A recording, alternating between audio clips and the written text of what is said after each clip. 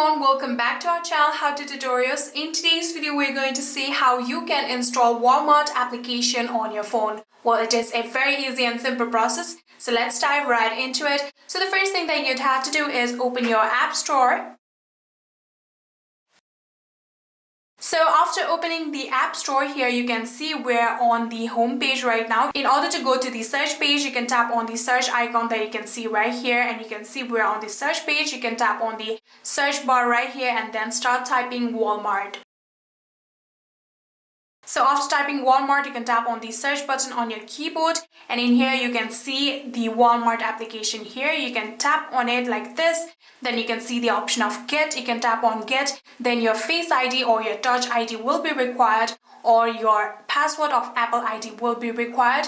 So simply just tap on get, and in here you can double click on the power button in order to unlock your Face ID.